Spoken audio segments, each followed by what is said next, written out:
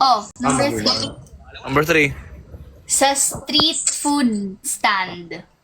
Mali ka. Sa fishbowlan Ano? sa labas ng Valeria High. Sa labas yun. Mali ka.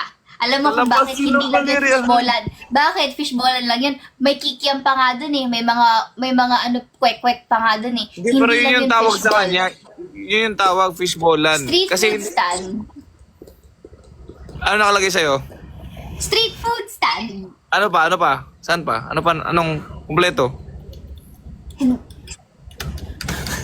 Hindi, Mali ka. yun lang nakalagay sa akin. Tama si Dapat Bea na naman. See, I dapat told you, I'm nakaspecify always ka. right.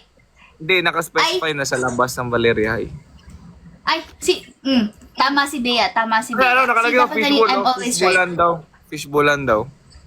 Pero kasi guys, hindi lang kasi fishball yung binibenta dun. Sa fishballan sa book. Dun sa adaptation, hindi lang naman fishballan. Baka sa book, fishball lang yung binibenta. Yung Dito street sa stand, adaptation, hindi lang naman fishball yung binibenta. Pwede naman magbenta ng buko juice sa street street stand. At least sa akin, Bakit? Iniinom yun, hindi yung kinakain.